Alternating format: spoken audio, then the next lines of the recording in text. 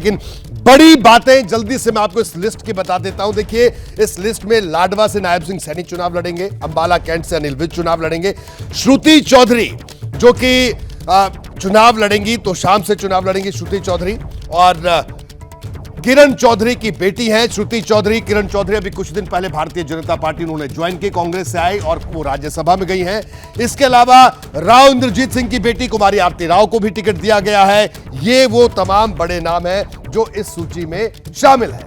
और इसके अलावा आपको बता दें, गढ़ी सांपला किलोई रोहतक की यह सीट है जहां से भूपेंद्र सिंह हुड्डा चुनाव लड़ते हैं, इस बार भी वहीं लड़ेंगे। वहां पर बीजेपी ने मंजू हुड्डा को चुनावी मैदान में उतारा है।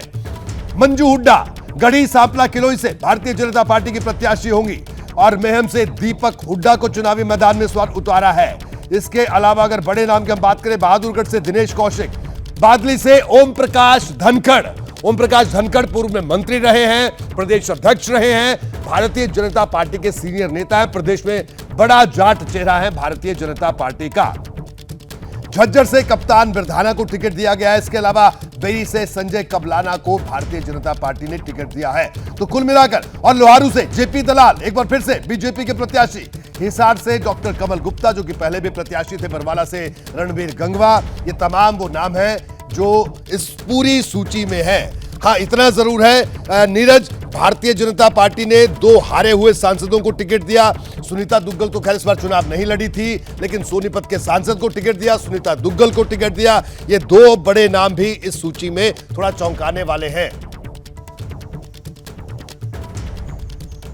बिल्कुल, आपको बता दूं रोहित की अरविंद शर्मा टिकट मांग रहे थे, वो रोहतक से टिकट मांग रहे थे, लेकिन बाद में उनको गोहाना से टिकट दिया गया और इस बात के लिए दिया गया कि गोहाना सीट पिछली बार भारतीय जनता पार्टी तीसरे नंबर पर रही थी, तो भारतीय जनता पार्टी ने दीपक अरविंद शर्मा को सिर्फ इसीलिए दिया कि शायद अरविंद शर्मा वहाँ पे कमाल कर पाएँ, क्योंकि ब्राह्मण वहाँ 15 से 20 हज़ार की संख्या में ब्राह्मण हैं, जाट डोमिनेटेड सीट है, एससी करीब 60 हज़ार के आसपास है, ओबीसी हैं। तो अरविंद शर्मा की चूंकि छवि ऐसी रही है कि अरविंद शर्मा कोशिश करते हैं चुनाव जीतने की, तो वहाँ पे अरविंद शर्मा को गोहाना इस बार उतारा गया। इसलिए सुनीता दुग्गल को चुनाव नहीं लड़ाया गया था लोकसभा का। ये लगातार वो बार बार भारतीय जनता पार्टी के बड़े नेताओं से मुलाकात करती थी और वो कहती थी कि उनका कैरियर ऐसे तो खत्म हो जाएगा, क्योंकि 2000 पिछली विधानसभा चुनाव में भी जब ज्वाइन कराया गया था तो उनको विधानसभा का टिकट नहीं दिया गया था, ज्वाइन तो करा दिया गया था नौकरी छुड़वाकर, बाद में उनको लोकसभा लड़ाया गया और लोकसभा वो जीत कर पहुंची नहीं। इस बार लोकसभा नहीं दिया गया तो विधानसभा दे दिया गया। तो कहीं ना कहीं भारतीय जनता पार्टी ने अपने पुराने नेताओं को एडजस्ट करने की कोशिश की है, उनको भी समाहित करने की कोशिश की, लेकिन और बिल्कुल नीरज, देखिए 2 बड़े और नाम है। उकलाना से अनूप धानक को टिकट दिया जो जेजेपी से आए, और इसके अलावा अगर बात करें बबली की बात करें, टोहाना से देवेंद्र सिंह बबली को टिकट दिया। तो बीजेपी ने जितने भी नेता जो बाहर से भारतीय जनता पार्टी लेकर आई, सब पर दांव लगाया, सबको टिकट दिया, सबको एडजस्ट किया। जैसे देखिए जो अभी अभी ज्वाइन करने वाले हैं, कालका से शक्ति रानी शर्मा का नाम है। इसके अलावा अगर बात करें श्रुति चौधरी का नाम है तो शाम से, और जिस तरह से भी मैं जिक्र कर रहा था किस तरह से राकेश बबली को टिकट दिया गया, टोहाना से देवेंद्र सिंह बबली को टिकट दिया गया, उकलाना से अनूप धानक को टिकट दिया गया। ये तमाम वो बड़े नाम हैं जो बाहर जो दूसरे दलों से आए, लेकिन बीजेपी ने इनको सीधे तौर पर मौका दिया।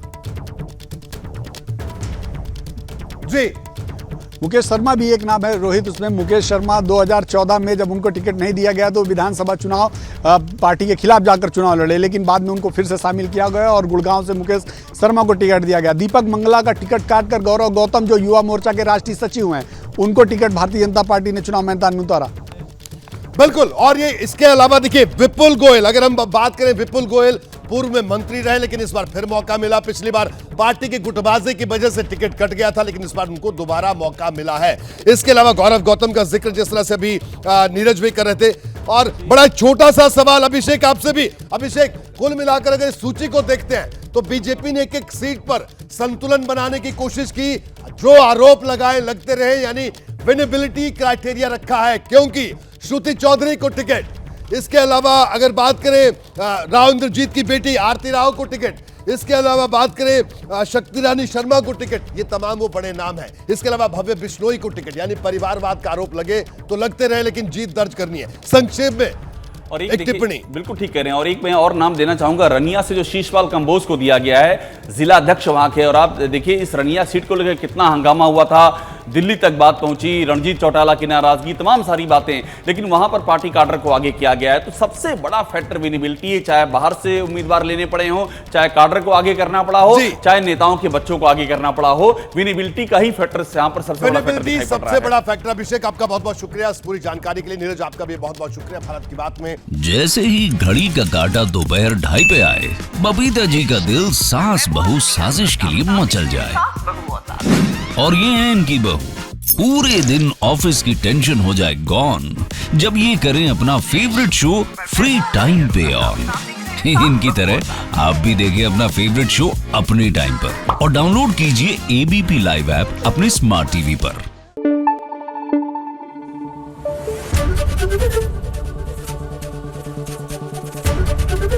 एबीपी न्यूज आपको रखे आगे।